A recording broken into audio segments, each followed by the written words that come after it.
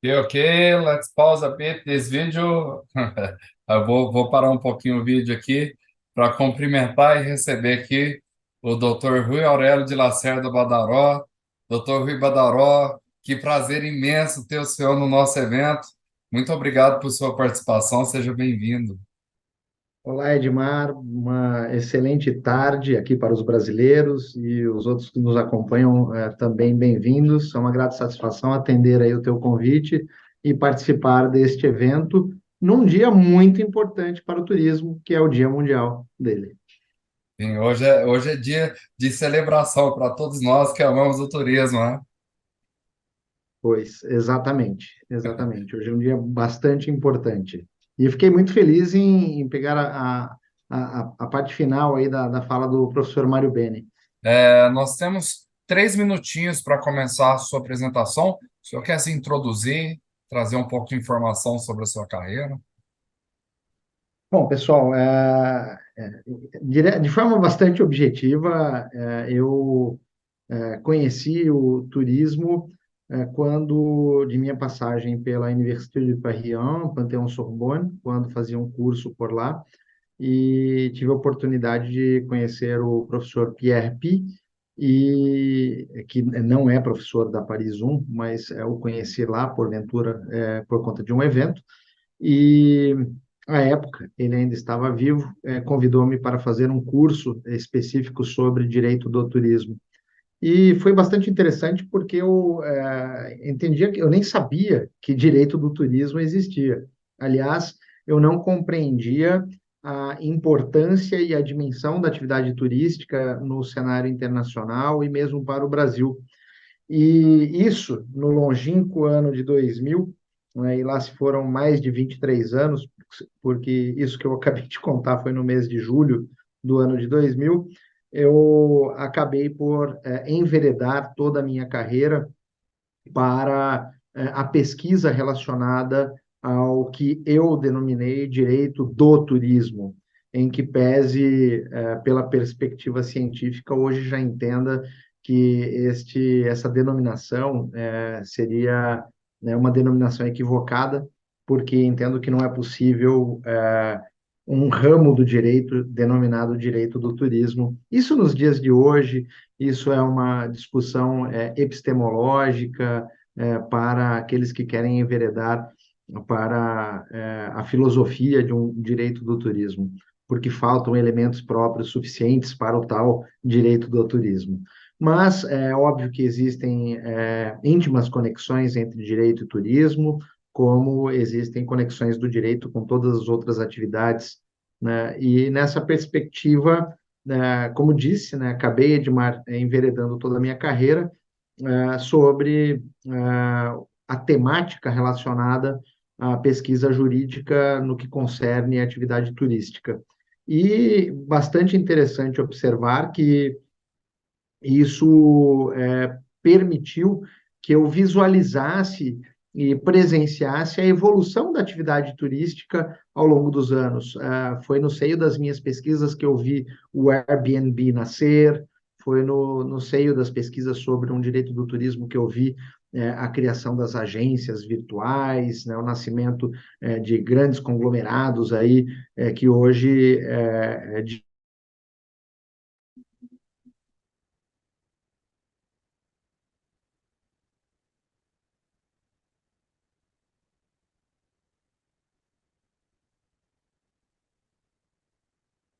Lá, gostaria de pedir desculpa.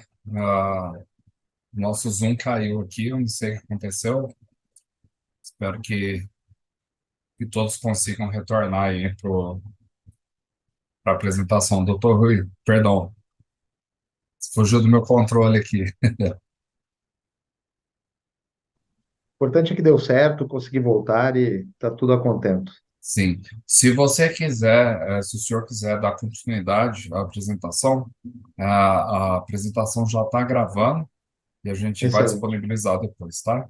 Para não atrasar Tá. aí também os horários. É, tá. Pois bem, Edmar, é uma grata satisfação estar no evento do Hexa Group. Imagino que eu seja mais um dos colegas a colaborar para o sucesso do teu evento que estás a organizar. E sem mais delongas, né, já deixando o cumprimento a ti e a todos aqueles que colaboraram contigo para o sucesso do teu evento, farei um breve bate-papo sobre o direito do turismo no Brasil, sua evolução e o que entendo como perspectivas para essa área. Pois bem, pensar num direito do turismo no Brasil é algo extremamente complexo. Complexo porque não é possível identificar especialidades tais que justifiquem um ramo jurídico denominado direito do turismo. Em que pese todo o esforço epistemológico que eu tenha realizado ao longo das duas últimas décadas para justificar um direito do turismo, tal intento, confesso, não logrou êxito. Já pensei nos diversos princípios que ensejariam a justificar um direito do turismo, princípios de diversos outros ramos do direito que, amoldados ao turismo, ensejariam uma especificidade tal que justificaria um ramo do direito denominado direito do turismo. Dito isto, e esta é uma crítica que faço às minhas pesquisas das duas últimas décadas, é preciso compreender que o desenvolvimento da legislação turística brasileira se dá em três momentos. Um primeiro momento em que nós consideramos um momento incipiente porque praticamente não havia legislação relacionada à atividade turística, e neste momento, a partir do final da década de 30 do século passado, é que começam a normatizar esta atividade esta que já era amplamente normatizada em outros países que dão atenção ao móvel turístico de modo efetivo, como uma atividade econômica, como uma atividade cultural, sob diversas perspectivas. De outro lado, Edmar, é de suma importância observar que nós temos um segundo momento da legislação turística, e este segundo momento vem com a criação da Embratur, à época, Empresa Brasileira de Turismo, depois, na década de 90, transformada em Instituto Brasileiro de Turismo, com a manutenção do acronismo, e depois, já no século XXI, transformada novamente em Agência, né, Brasileira de Turismo, com a manutenção do acronismo Embratur, dado que é conhecido em todo o mundo dessa maneira. E esse segundo momento é um momento interessante para o turismo, porque nós temos a criação, na década de 70, de uma lei específica para o turismo, lei essa que evidencia a escolha do Estado para o planejamento da atividade, por meio do intervencionismo estatal, e daí nós temos a criação de institutos que, à época, eram entendidos como necessários para o desenvolvimento do turismo, como o registro na Embratur, e e uma efusiva construção normativa por meio de atos administrativos que viriam, e como de fato vieram, a regulamentar o turismo brasileiro.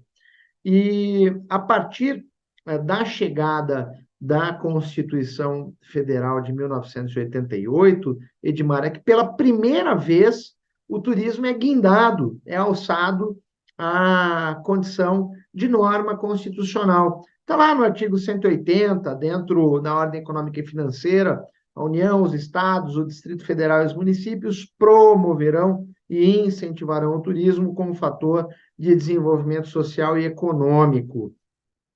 A norma constitucional voltada ao turismo é muito bonita, foi trabalhada por diversos juristas, Ives Gandra, o querido professor Joandre Ferraz, o estimado professor Gladstone Mamed, enfim, grandes nomes do direito trabalharam o desenvolvimento, a compreensão do turismo pela linha do direito constitucional. Mas o fato é que, em que pese a Constituição tenha guindado o turismo à condição de norma constitucional, nós tivemos um descompasso. E de 88 até a promulgação da Lei do Turismo, da Lei 11.771 de 2008, nós tivemos um período nebuloso. Nebuloso por quê, Rui? Por conta de um excesso de normas relacionadas à atividade turística, às diversas áreas do turismo, normas administrativas que eram colidentes e superpostas, sobrepostas, que acabavam por criar um verdadeiro ninho, um verdadeiro novelo, enfim, que mais gerava dúvidas do que propriamente contribuía para o salutar desenvolvimento da atividade turística brasileira. Com a chegada da Lei 11.771 de 2008, ficou claro a opção do Estado em desenvolver o turismo por meio de um planejamento estatal, ou seja, uma intervenção indireta do Estado na economia, e essa opção é a que perdura até os dias de hoje, com a criação do cadastro no Ministério do Turismo, e outras iniciativas.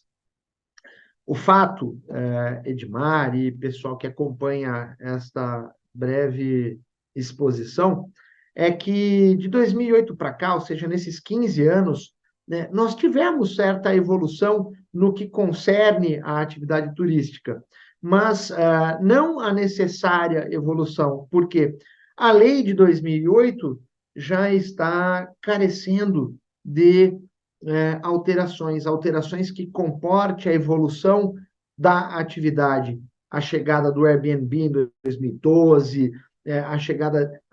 o efusivo crescimento das agências virtuais, e tanto para reserva como para compra de serviços e produtos turísticos nas mais diversas áreas dessa atividade, evidenciam que não é possível deixar esta atividade com uma legislação atrasada.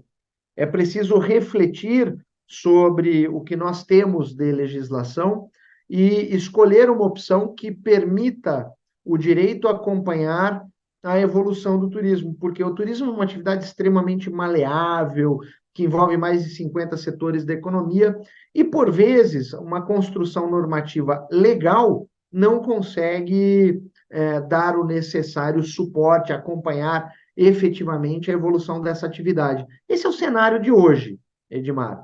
E este cenário, ele, por óbvio, demanda bastante atenção, porque quando você não tem uma legislação que consegue atender especificamente o móvel turístico, você vai buscar em outros ramos do direito.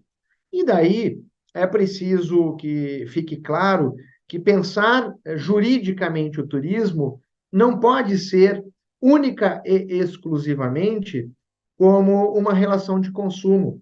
Achar que o direito no turismo, o direito aplicado ao turismo, restringe-se tão somente a uma relação de consumo, a um direito do consumidor, seja pelo viés interno, seja pelo viés internacional. Ao contrário, pensar a importância do direito para o turismo demanda compreender também as instituições que planejam, que organizam e que regem essa atividade. Ou seja, existe um viés público. E este viés público é o que traz o planejamento da atividade. E daí sim o bendito, o importante Plano Nacional do Turismo, pensando sempre de forma plurianual essa atividade. E aí fica uma outra crítica. O que vejo em nosso país é que a nossa participação no turismo internacional, e nada se alterou nos últimos 70 anos. Ponto. Isso é claro. E não cabe a mim fazer qualquer ilação sobre isso, mas é importante destacar que uma parcela de responsabilidade é a segurança jurídica tanto pelo viés público quanto pelo viés privado. No que concerne o viés público, qual a importância do direito para nortear a construção de estruturas públicas para o turismo? Como se amálgama os municípios com os estados, com o Distrito Federal, com o governo federal no desenvolvimento dessa atividade? Não basta ter um comando constitucional que diz que a União, os estados, o DF e os municípios promoverão e incentivarão o turismo. Essa promoção e esse incentivo da atividade deve ser feito de forma planejada, de forma organizada. E, para isso, é obrigatório, é imperativo que haja uma estrutura e diretrizes que norteiem aqueles que irão aplicar o planejamento, independentemente da esfera, seja ela municipal, estadual ou federal. E aí está a importância do direito aplicado, da importância do direito para o turismo nas estruturas públicas. Fornecer o subsídio necessário para que, com segurança jurídica, quaisquer uma das esferas, quaisquer um dos entes federativos possam efetivamente desenvolver esta atividade. Se não bastasse isso, no que concerne os aspectos privados, é óbvio que são muito importantes e é preciso dar a atenção devida a eles. Tão somente sob o prisma do direito do consumidor ou do direito das relações de consumo? Não, não, porque o turismo é muito maior. E perceba que existem relações dos fornecedores de serviços turísticos com outros fornecedores. A construção do cluster turístico, como imagino o professor Mário Beni tenha tratado em sua brilhante exposição, demanda uma atenção pela perspectiva jurídica. Uma atenção no sentido de fornecer o arcabouço necessário para que aquele que presta serviço, aquele que fornece um produto turístico, tenha de novo, segurança jurídica para que possa desenvolver o seu negócio.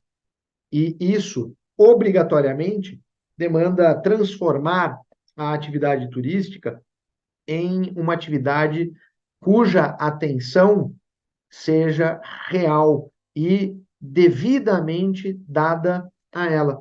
O fato é que tenho a nítida impressão que nos últimos 15 anos nós relegamos as estruturas públicas do turismo para um segundo plano, para joguetes de manobras políticas no Brasil e para atender, acomodar, né, os anseios de determinados partidos e efetivamente não demos a atenção devida. Isso não significa que não tivemos nada de importante nesses últimos 15 anos. Tivemos. Inclusive, tramita no Congresso Nacional a possibilidade, Edmar, de, nos próximos dias, termos uma norma que institua 3 fundos constitucionais cuja destinação são de recursos voltados a setores agropecuário, mineral, industrial, agroindustrial, mas também voltado ao turismo como um componente essencial do desenvolvimento regional sustentável. Então, parece-me que diversas são as iniciativas, mas é necessário ficar claro que estas iniciativas somente terão força, somente terão efetivamente suas vontades realizadas se todos os atores, sejam da área pública, sejam da área privada, compreendam a importância dessa área e, ao compreender a importância dessa área, possam se valer do que existe de normas para galgar o necessário desenvolvimento social e econômico, ou desenvolvimento sustentado da atividade. Se não bastasse isso, nós temos também uma outra iniciativa que me chamou bastante atenção, porque no início do século XXI, Edmar, nós víamos a Organização Mundial do Turismo, que depois, em 2004, foi guindada à condição de agência especializada da ONU, e hoje desenvolve um brilhante trabalho para o desenvolvimento do turismo no mundo. Veja a atuação da OMT em parceria com a OMS durante a pandemia. Nós vimos que a OMT, no início do século XXI, desenvolveu todo um programa de combate à exploração sexual de crianças e adolescentes no turismo, para que simplesmente conseguíssemos extirpar o turismo sexual existente. Conseguimos? Não. Não, porque há um elemento que sempre perdurará, e esse elemento é o ser humano. Então, enquanto não houver um trabalho para o ser humano especificamente, nós não conseguiremos extirpar o turismo sexual de todo mundo.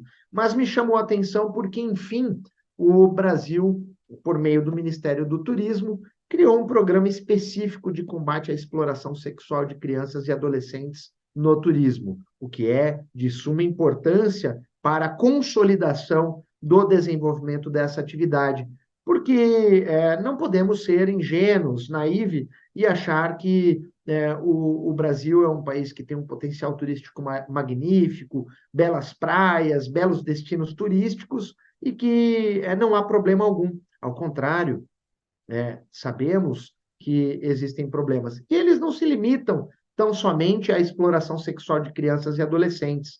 Existem outros. A questão da segurança pública, por exemplo, pode, por vezes, inviabilizar um destino turístico, pode, de certa maneira, comprometer o potencial turístico de uma determinada região, de uma determinada cidade. Não basta ela ter um potencial turístico gigante, se não houver estruturas públicas bem organizadas, bem estruturadas para desenvolver o turismo. Se não houver uma segurança pública voltada a atender os turistas, perceba que, e bem como normas claras para reger a prestação do serviço turístico, não terá como nós garantirmos que esse destino florescerá. E é nesse cenário que aponto as perspectivas para o turismo. Parece-me, Edmar, que o turismo, o direito do turismo nos próximos anos, ao menos no Brasil, deve dar muita atenção ao acronismo ESG. Então, todas as empresas, todos os prestadores de serviços turísticos devem focar neste acronismo ambiental, social e governança. Perdoe-me.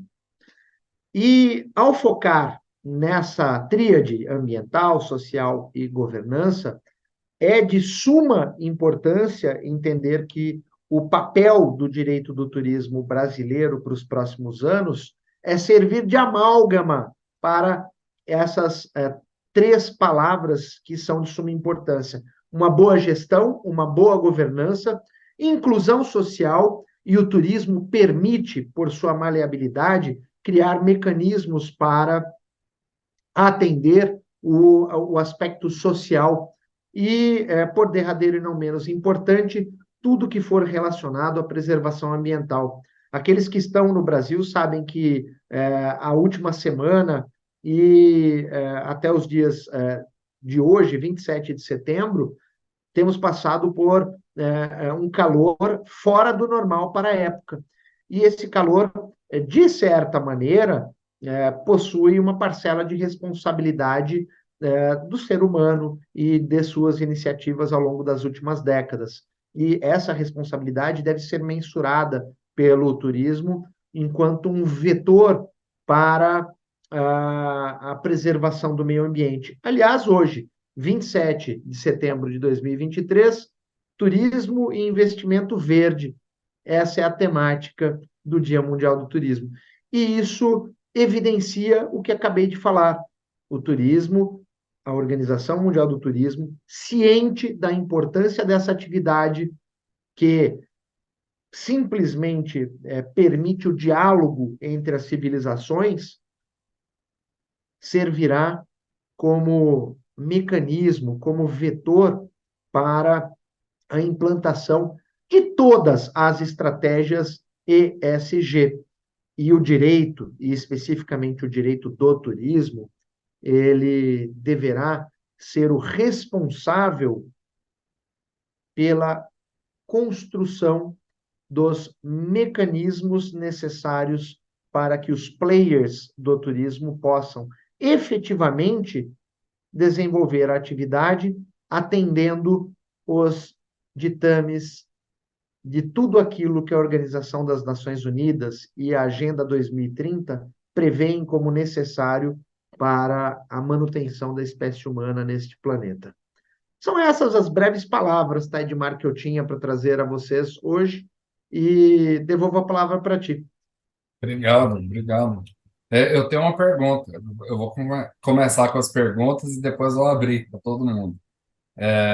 Eu estou fazendo um curso, né, de Direito Internacional, Turismo e Viagens pela Escola Online da Organização Mundial do Turismo e eu vi a necessidade do direito internacional em buscar essa esse conteúdo de turismo para começar a motivar os países membros a seguirem diretrizes internacionais. Você acredita que essa necessidade do cenário internacional ela tem influenciado os ditames das políticas nacionais de turismo aqui no Brasil? Edmar, eu entendo que é de suma importância que as entidades internacionais, as organizações internacionais que direta ou indiretamente relacionam-se com a atividade turística devam criar programas, planos, projetos que sirvam de norte para os países, né, no seio da sociedade internacional. Mas não é possível garantir que todos esses países cumpram essas diretrizes, porque, via de regra, as normas relacionadas a turismo são construídas por meio de soft law, soft norms, normas leves, do RAMU, direito mole, né? E soft law não é uma norma cogente que obriga o Estado a cumpri-la. Um exemplo disso é o Código Mundial de Ética para o Turismo, lá do longínquo início do século XXI. Nós temos, de outro lado, uma tentativa de um Código de Proteção Internacional do Consumidor Turista. Inclusive, isso foi objeto de tentativa de construção de uma convenção internacional no seio da Organização Mundial do Turismo. Não deu certo. Não houve adesão por parte dos Estados-membros. O direto e objetivo. E esse draft, esse projeto de convenção internacional, que seria um tratado internacional para a proteção internacional dos consumidores turísticos, simplesmente se transformou numa soft law, né, num código de proteção internacional do consumidor turista. Aliás, fui o autor da tradução, né, desse código, dessa soft law, emanada aí no seio da Organização Mundial do Turismo. Em breve, trago novidades para você. E perceba, Edmar, que não só a Organização Mundial do Turismo, mas outras organizações internacionais, OMS, a própria Organização das Nações Unidas, dialogando com a Organização Mundial do Turismo, podem sim apresentar uma série de nortes que sirvam aos estados como um meio de construção de seus respectivos planejamentos para o desenvolvimento do turismo. Ok. Como que o senhor vê essa questão da influência do direito e do turismo no desenvolvimento corporativo da ESG, do acrônimo? Como que eu vejo a influência O desenvolvimento disso através do direito e do turismo para as empresas, para o governo. Tá. Entendo da seguinte maneira: pensar ESG, independentemente da área, perpassa o direito. Por quê? Porque pensar ESG, você tem um aspecto que envolve os marcos normativos do ESG num determinado país ou no âmbito internacional, pensando pela perspectiva da ordem pública internacional como um mecanismo viabilizador da aplicação da ESG. De outro lado, Edmar, perceba que, pensando num direito do turismo como vetor para a aplicação da ESG, para mim, encontra-se claro: turismo, por sua maleabilidade, por envolver diálogo entre pessoas, por envolver uma série de princípios, respeito ao diferente, possibilidade de você circular internacionalmente, aí você já tem um primeiro aspecto que demanda a implantação de regras, de estratégias vinculadas à ESG.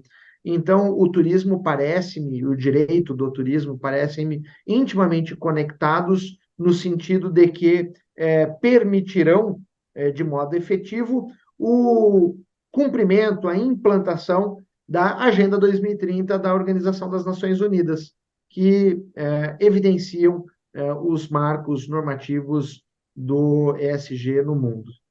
Perfeito. Você acredita, então, que a gente ainda tem tempo para conseguir criar os resultados da Agenda 2030? Acredito que o tempo já passou, infelizmente, para ser bastante claro.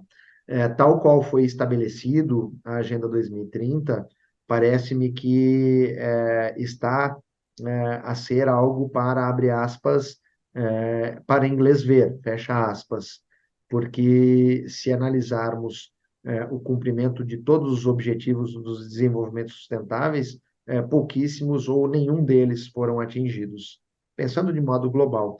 Mas isso não significa que devamos desistir. Ao contrário, eu entendo que deva ser estipulada novas metas para que a curto, a médio e a longo prazo nós possamos atingir resultados. E o ESG, retornando à pergunta anterior, representa um mecanismo para atingirmos esse resultado. Perfeito. E em relação mais aqui ao direito brasileiro, a gente teve uma lei publicada em 2012, né, a Lei 2.591, que fez uma regulamentação profissional do profissional de turismo. Até foi um tema do meu trabalho de conclusão de curso na Faculdade de Direito. Eu escrevi um artigo sobre o marco legal. O seu trabalho foi um trabalho que me influenciou bastante na hora que eu criei, né? Que eu vim criar, formar minha opinião em relação a tudo que estava acontecendo. Você acredita que seja importante ter uma regulamentação para o profissional de turismo?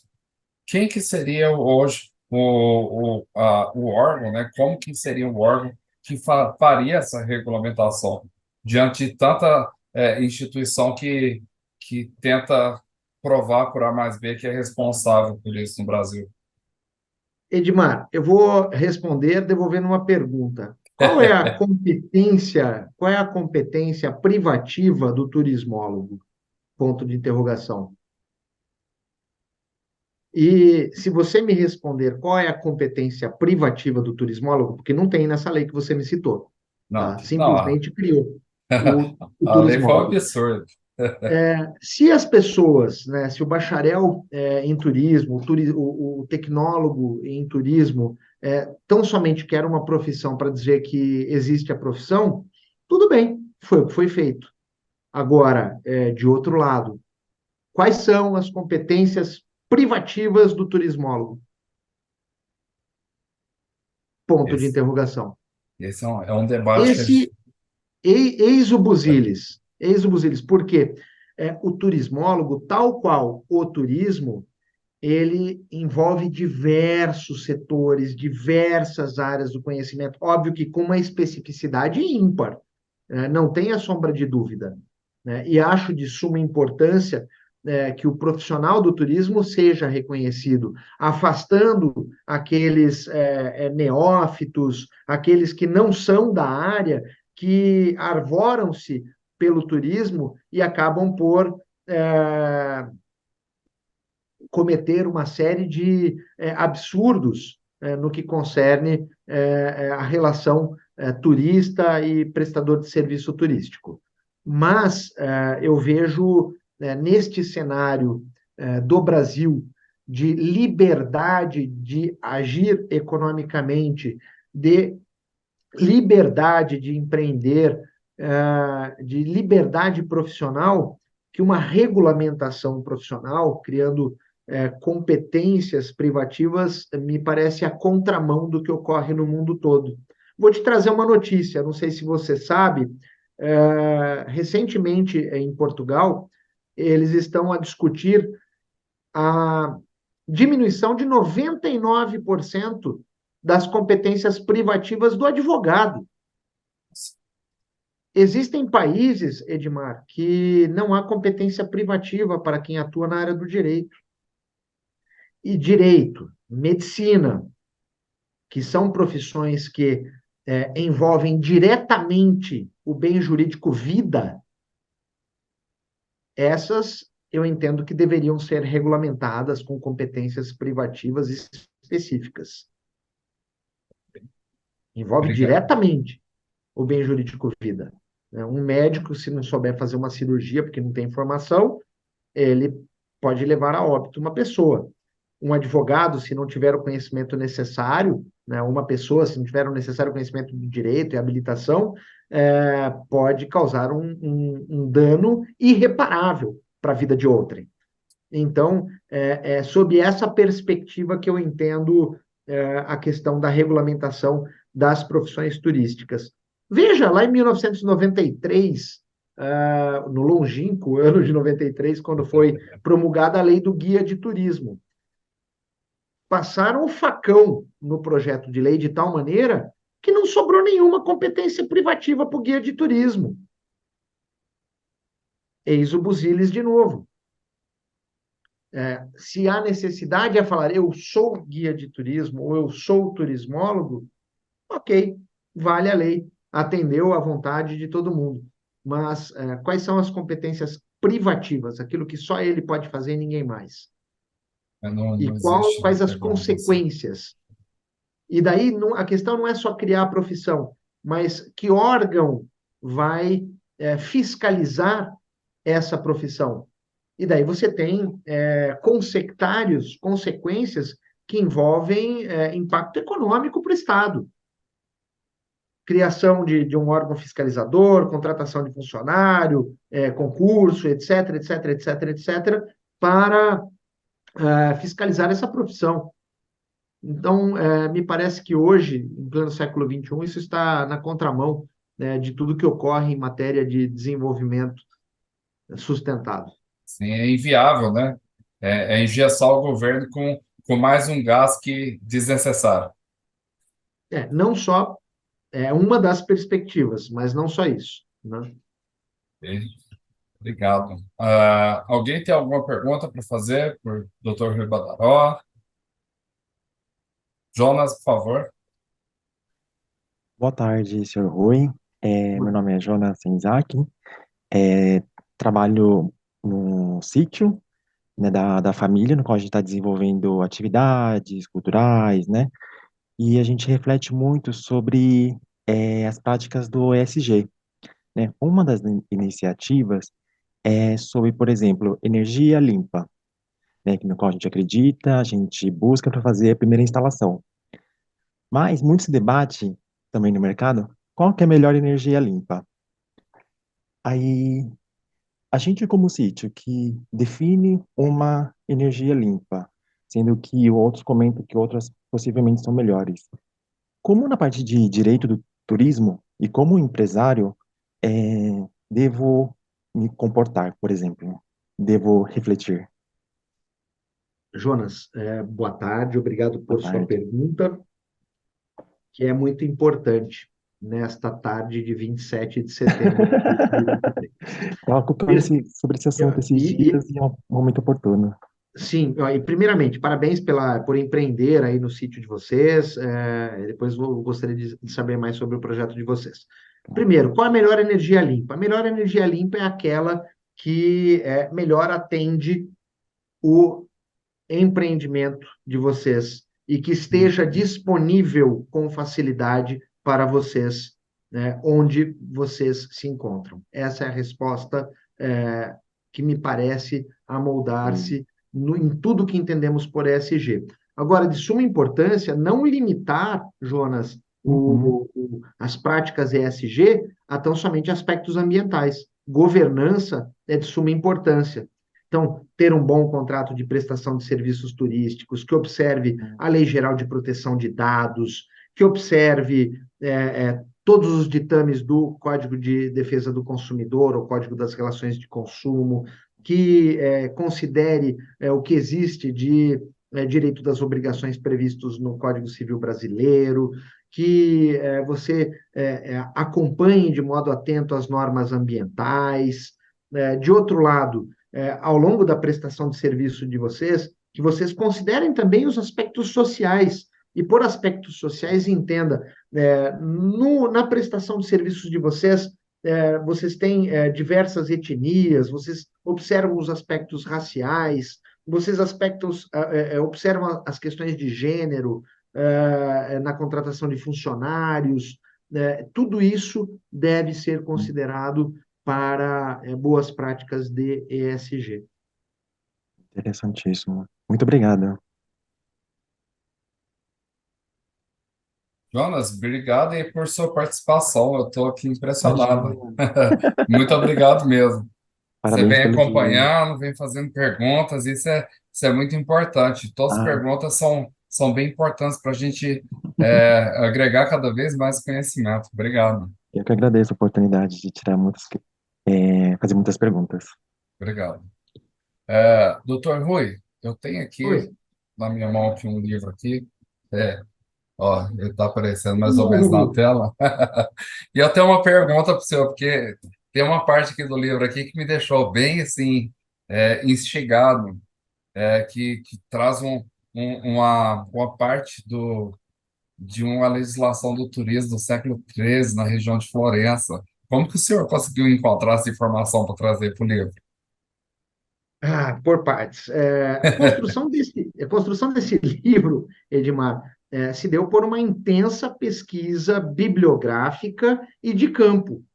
Então, foram anos, até que precisamente foram 4 anos de pesquisa, intensa pesquisa bibliográfica, com livros, materiais, entrevistas, em português, em italiano, em espanhol, em francês, em inglês, em alemão,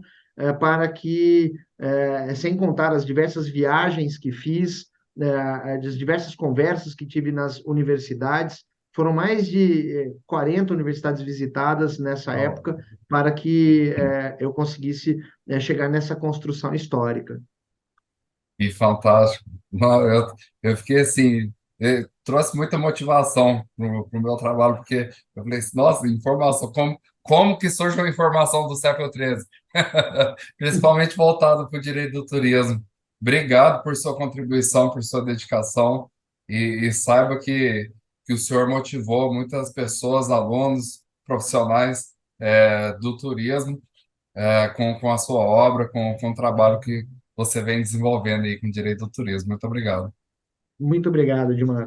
Agora eu preciso encontrar uma outra nomenclatura, porque direito do turismo não vai colar mais. Não, em verdade, vou justificar. Eu estou a criar uma teoria que justifique o direito do turismo pelo viés principiológico e não por um viés de um regime jurídico próprio, ok? Fantástico. Então, eu ainda sou defensor da denominação direito do turismo, mas por um viés principiológico e não por um viés de um regime jurídico próprio. Perfeito. Conta com a gente para poder trocar ideias. Se você precisar Sim. de sair de algum problema de pensamento. Ok? Muito obrigado, Dr. Rui Aurélio de Lacerda Badaró. A sua apresentação agregou muito valor ao nosso trabalho com esse evento. Vai gerar muitos frutos positivos, porque o pensamento ele se expande a cada vez que uma palavra nova sai da boca e da mente de pessoas como o senhor, profissionais que dedicam a pesquisa, que dedicam o trabalho em prol da sociedade, das pessoas da vida.